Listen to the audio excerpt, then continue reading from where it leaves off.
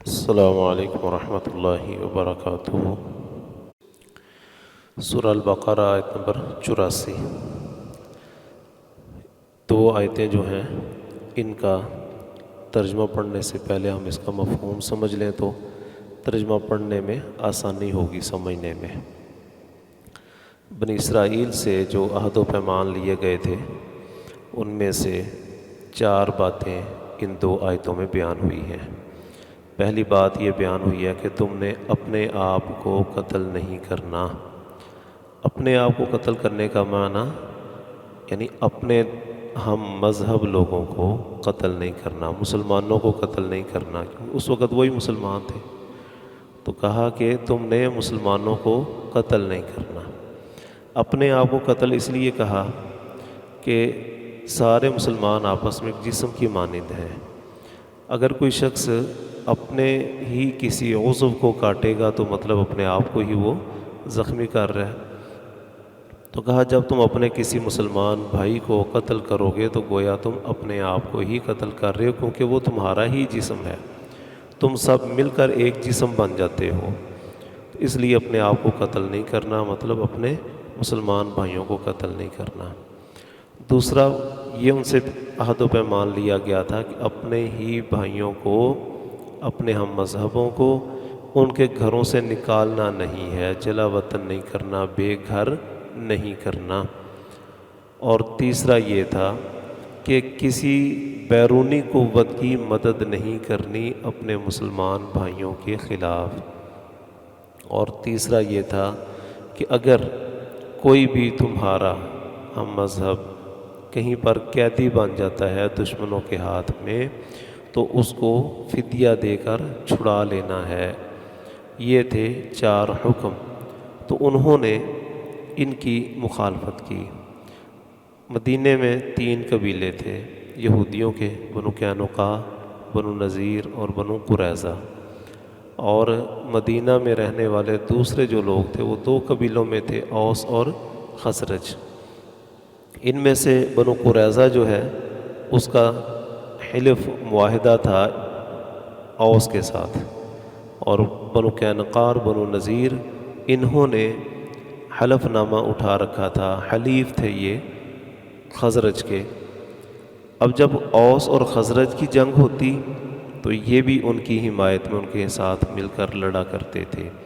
اب ہوتا کیا کہ 2 یہودی قبیلے بنو خزرج کے ساتھ ہیں، 1 یہودی قبیلہ اوس کے ساتھ ہے۔ اب جب لڑائی ہوگی تو جو یہودی مقابلے میں آئے گا یہ اس کو بھی قتل کریں گے۔ تو گویا یہودی کو قتل کر رہا ہے جو کہ اس کی کتاب کے خلاف ہے۔ اب ان میں سے کئیوں کو وہ جب حملہ کرتے ہیں ان کے گھروں پر قبضے کر لیتے ہیں اور ان کو وہاں سے نکال دیتے ہیں۔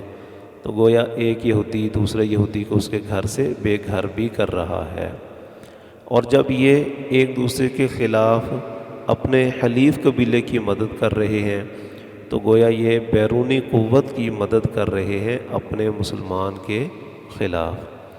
یہ تو 3 ہو گئیں خلاف ورزیاں۔ اب جب جنگ میں قیدی بن کر آتے یہودی ایک دوسرے کے پاس تو یہ اپنے پاس سے فدیہ دے کر، مثلا بنو قریظہ اوس کے حلیف تھے، یہ قیدی بن گئے خزرج کے۔ تو اب خزرج کے حلیف ہیں بنو قینقاع اور بنو نذیر، وہ اپنے پاس سے بنو قریظہ کے یہودی کا فدیہ دے کر اس کو چھڑا دیتے تھے اور کہتے تھے ہمیں اللہ تعالیٰ کا حکم ہے کہ قیدیوں کو آزاد کرو، چھڑواؤ فدیہ دے کر۔ تو اب ایک حکم تو مان لیا اور 3 حکم چھوڑ دیے، حالانکہ اگر ان 3 پر عمل کرتے تو اس فدیے والی ضرورت ہی پیش نہ آتی۔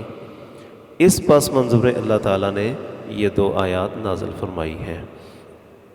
وَإِذْ أَخَذْنَا مِيثَاقَكُمْ، اور جب ہم نے لیا تم سے پختہ عہد، لَا تَسْفِكُونَ دِمَاءَكُمْ، کہ نہیں بہاؤ گے تم اپنے خون، وَلَا تُخْرِجُونَ أَنفُسَكُمْ مِن دِيَارِكُمْ، اور نہ تم نکالو گے اپنے آپ کو اپنے گھروں سے، ثُمَّ أَقْرَرْتُمْ، پھر تم نے اس بات کا اقرار کر لیا، وَأَنْتُمْ تَشْهَدُونَ، اور تم مانتے بھی ہو، اقرار بھی کرتے ہو، اس بات کی گواہی بھی دیتے ہو کہ یہ عہد ہم نے کیا ہے۔ ثم انتم ہؤلاء، پھر تم ہی وہ لوگ ہو، انتم کا معنی تم، ہؤلاء اس کی تاکید کے لیے ہے، تو معنی تم ہی وہ لوگ ہو، تقتلون انفسکم، قتل کرتے ہو اپنے آپ کو، وتخرجون فریقا منکم من دیارہم، تخرجون اور تم نکالتے ہو، فریقاً ایک گروہ کو، منکم جو تم ہی میں سے ہے، من دیارہم ان کے گھروں سے، تظاہرون علیہم بالاثم والعدوان، تم مدد کرتے ہو ان کے خلاف گناہ اور زیادتی کے ساتھ، جس قبیلے کے ساتھ تم حلیف بن کر رہ رہے ہو اس کی مدد کرتے ہو، اور اس کے مخالف جو یہودی قبیلہ ہے اس کے خلاف چڑھائی کرتے ہو تم۔ وَإِن يَأْتُوكُمْ أُسَارَىٰ، اور اگر وہ آئیں تمہارے پاس قیدی ہو کر، تُفَادُوهُمْ، تو تم فدیہ دے دیتے ہو ان کا، وَهُوَ مُحَرَّمٌ عَلَيْكُمْ إِخْرَاجُهُمْ، جبکہ اصل بات یہ ہے کہ حرام کیا گیا تھا تم پر ان کا نکالنا ہی، نہ تم ان کے خلاف میدان میں نکلتے، نہ وہ قتل ہوتے، نہ تم ان کے گھروں پر قبضے کرتے، اور نہ وہ اپنے گھروں سے نکلنے پر مجبور ہوتے۔ تو آغاز تم نے غلط کر لیا اور ادھر تم فدیے دیتے پھرتے ہو۔ افتؤمنون ببعض الکتاب، تو کیا تم ایمان لاتے ہو کتاب کے بعض حصوں پر، وتکفرون ببعض، اور تم کفر کرتے ہو بعض کا۔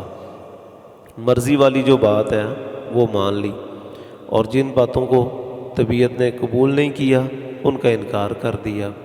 فدیے والی بات مان لی، قتل والی، ایک دوسرے کو گھر سے نکالنے والی، اور دشمنوں کی مدد اپنوں کے خلاف، یہ باتیں تم نے نہیں مانی، ان کا تم نے انکار کر دیا۔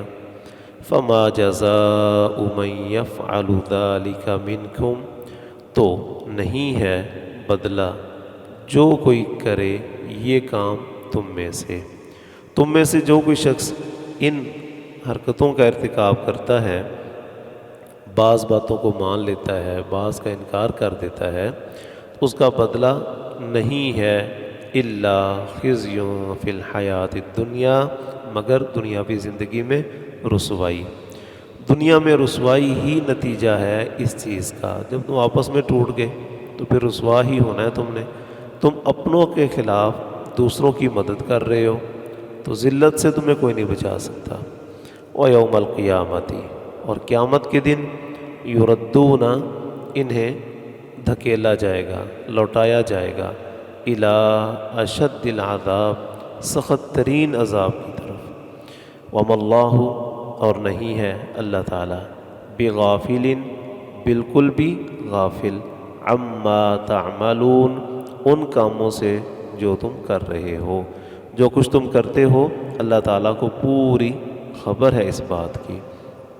تو آج یہی کچھ مسلمانوں میں ہو رہا ہے، آپس میں قتل و قتال بھی ہے، گھروں پر قبضے بھی ہیں، اور بعض باتیں مان لیں، بعض کا انکار کر دیا، یہ بھی ہے، اور اپنے مسلمانوں کے خلاف دشمنوں کی مدد کرنا، کافروں کا آلہ کار بننا، ان کا معاون بننا، اور اپنے مسلمانوں کے خلاف حملہ آور ہونا، یہ بھی ہے۔ سارے جرائم جو اہل کتاب کے، یہودیوں کے اللہ تعالیٰ نے بیان کیے ہیں، وہ تقریباً پوری کامل صورتوں میں ہمارے ہاں بھی، مسلمانوں میں بھی موجود ہیں۔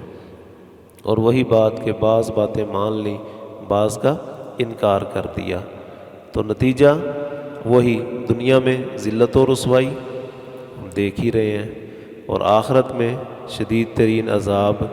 نہ وہ بچ سکے ہیں یہودی، اور جب وہ نہیں بچیں گے تو ان کا بھی یہی حال ہے۔